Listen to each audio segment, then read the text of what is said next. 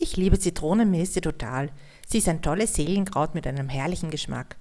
Heute zeige ich euch 2 neue Rezepte, einen Zitronenmelissen-Balsam und einen Zitronenmelissen-Likör.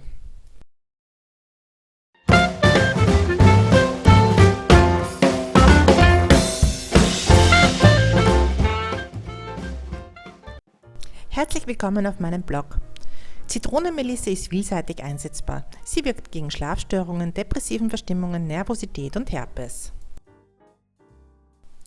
Hier auf der Kräuterhexe habe ich euch schon einige Rezepte auf Zitronenmelissen-Basis vorgestellt.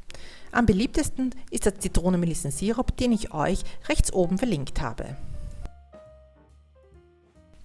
Heute sprechen wir über 2 neue Rezepte, den Zitronenmelissen-Balsam gegen Herpes und den Zitronenmelissen-Likör zur Stärkung der Nerven.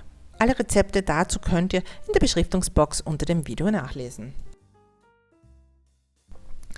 Und wir starten mit dem Zitronenmelissen-Balsam gegen Herpes. Ich habe dazu in meinem Garten Zitronenmelisse gesammelt. Zitronenmelissen-Balsam wird auf der Basis von einem Zitronenmelissenöl hergestellt. Für 100 ml Öl benötigt ihr 10 Gramm Zitronenmelisse. Zitronenmelisse waschen, um sie von Insekten zu befreien. Die benötigte Menge an Zitronenmelisse in einen Topf geben und mit Öl auffüllen. Wie schon gesagt, auf 100 ml Öl kommen 10 Gramm Zitronenmelisse. Ich habe dazu ein gutes Mandelöl verwendet, aber ihr könnt auch jedes andere Öl dazu nehmen. Alles zusammen auf 40 Grad 2 Stunden ziehen lassen.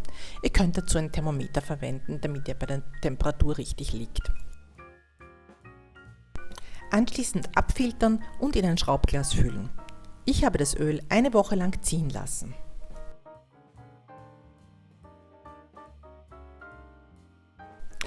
Nach dieser Woche könnt ihr nun den Zitronenmelissenbalsam herstellen. Dazu benötigt ihr 30 ml Zitronenmelissenöl, 4 Gramm Bienenwachs oder veganes Sojawachs, 2 Tropfen Teebaumöl und ein Salbendöschen. Das Öl in ein Gefäß im Wasserbad leeren und das Wachs dazugeben. So lange warten, bis das Wachs aufgelöst ist und anschließend abfüllen und Teebaumöl dazugeben. Verschließen und kalt werden lassen. Dieser Balsam wirkt toll gegen Herpes.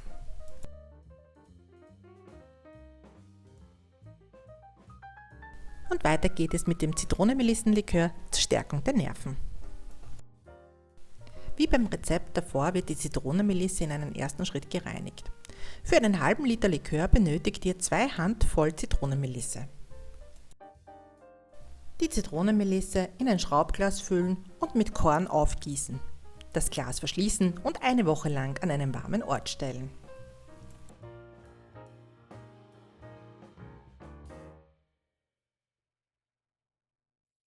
Nach dieser Woche die Kräuter vom Korn abfiltern.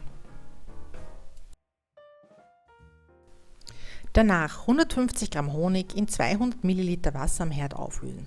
Rührt dabei öfters um. Die Melissenkorn hinzufügen und alles in eine Flasche füllen.